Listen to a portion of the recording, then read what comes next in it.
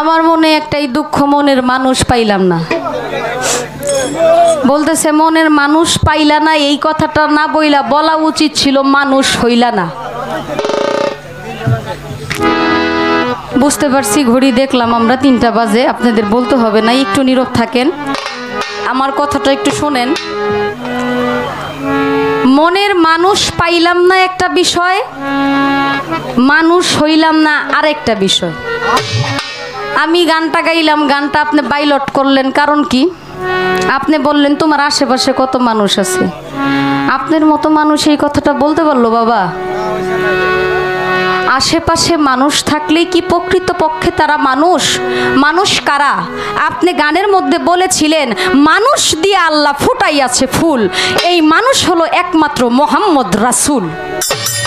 যদি মোহাম্মদ রাসূল মানুষ হয়ে থাকে, মোহাম্মদ রাসূলকে যারা অনুসরণ করেছে, সাল্লাল্লাহু আলাইহি ওয়াসাল্লামকে যারা অনুসরণ করেছে, আল্লাহর ওলি যারা, আল্লাহ ওয়ালা যারা, তারাই কেবল মানুষ। তাহলে তারা মানুষ ছাড়া অন্য কেউ মানুষ না, তাইলে ওই মানুষগুলা তো এই জায়গায় থাকবে না। আল্লাহর ওলি যারা, আল্লাহওয়ালা ব্যক্তি যারা, তারা কি আপনাদের মধ্যে থাকবে, জনসম্মুখে থাকবে? অবশ্যই থাকবে না। তাহলে এই মানুষ এখানে না থাকলে আমি মানুষ পাবো কোথায়? আমি মানুষ হইতে পারি না, এটা বাস্তব, আমি মাইনে নিলাম, কিন্তু আমি যে মন মতো মানুষ পাই নাই এইটাও সঠিক। তাহলে এই কথাটা আপনি বাইলট করে দিলেন। আচ্ছা, সমস্যা নাই, মনের মানুষ পাইলাম না। মনের মানুষ আলাদা একটা জিনিস। আশেপাশে মানুষ হাজার থাকলেও মনের মতো মানুষ হয় না। আমার মনের সাথে কারো মন মিলবে না, এই দুনিয়াতে কেউ কারো মতো না, কারো মনের সাথেই কারো মন মিলে না। সাময়িকের জন্য দুনিয়াতে চলে, বাস্তবিক করে, কিন্তু মনের সাথে মন মিলে না। আপনি দাঁড়ায় বুকে হাত দিয়া বললেন তো আপনার মন মতো কোনো মানুষ পাইছেন কিনা? সম্ভব না, এটা সম্ভব না। আপনি আমাকে প্রশ্ন করেছেন ইয়াকুব আলাইহিস সালামের নবুয়তি কোথায় ছিল, ঈসা আলাইহিস সালামের নবুয়তি কোথায় ছিলেন, ইউসুফ আলাইহিস সালামের নবুয়তি কই ছিলেন? এগুলাই তো। নূর কোথায় ছিল? আচ্ছা, নূরের যে বিষয়টা, নবুয়তেরই একটা অংশ নূর। এই নূর যেমন এই যে নবুয়তের যে বিষয়টা, কিন্তু আলাদা আলাদা পার্ট থাকে। আপনি সরাসরি আমাকে এইভাবে জিজ্ঞেস করছেন যে নবুয়তটা কোথায় বা নূরটা কোথায়। সুন্দর বলছেন, কিন্তু একই ধারায় আমাকে অনেকগুলো প্রশ্ন করে গেছেন, ভালো লাগলো। এখন ইয়াকুব আলাইহিস সালামের একটা বিশাল বড় ঘটনা, অনেক লম্বা ঘটনা, যে কোনো ঘটনাক্রমে একটা তাবিজের মধ্যে তার নবুয়তি ছিল, তার নূর নবুয়তিটা তাবিজের মধ্যে ছিল। এটা ছিল একটা জুব্বা মোবারক।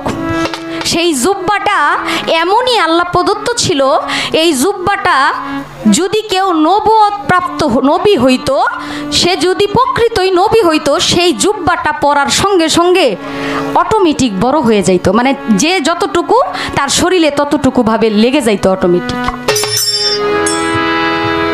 এটা ইব্রাহিম আলাইহিস সালাম থেকে সিঁড়ি বাই সিঁড়ি আসছে, ইয়াকুব আলাইহিস সালামের কাছে আসছে, ঈসা আলাইহিস সালামের কাছে আসছে, তারপর ইউসুফ আলাইহিস সালামের কাছে আসছে।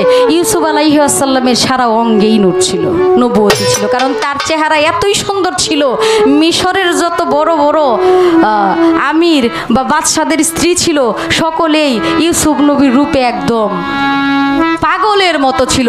এক সময় জুলেখা বিবি ইউসুফ নবীর রূপকে ভালোবেসে, ইউসুফ নবীকে ভালোবেসে পছন্দ করে এমন পাগল হইল, এলাকার মানুষ তাকে নিন্দা করতে থাকলো, নিন্দা করলো। সেই সময় জুলেখা বিবি প্রমাণ করতে চাইলো যে দেখো ইউসুফের কত রূপ। সকল নারীদেরকে, ধনাঢ্য ব্যক্তির স্ত্রীদেরকে দাওয়াত করলেন যে আপনারা সবাই একদিন আমার বাড়িতে আসবেন। বাড়িতে আসার পর সকলের হাতে ফল দেওয়া হইল আর এক হাতে ছুরি দেওয়া হইল। তখন ডাক দিল ইউসুফকে, ইউসুফ তুমি আসো। দরজা খুলে যখন ইউসুফ ঘরের ভিতরে ঢুকলো, সকল নারীর হাতে যে ছুরি আর ফল ছিল এইটা খেয়াল নাই। ইউসুফ নবীর দিকে দেখতেছে, ইউসুফ নবীকে, আর তারা নিজের হাতের আঙ্গুল কেটে ফেলতেছে। এত সুন্দর চেহারা ছিল। আশা করি দলিল মোতাবেক আপনার জবাব দেওয়ার চেষ্টা করছি। আসলে পালা গানের মধ্যে অনেক জারি হয়, অনেক কথা হয়। বাবা আমার কথায় কষ্ট নিয়েন না, জায়গা জমি চাইছি দেখা ভাইবেন না আপনারা আমার মেয়ে দিব না, কিন্তু মানুষ হিসাবে ভালো। আচ্ছা, বাউল কবি আব্দুল সালাম সরকারের একটা বিচ্ছেদ গান গাই। গানটা আমার অর্ডারের, মানে অনেকেই অর্ডার করে গানটা গাই নাকি? আচ্ছা।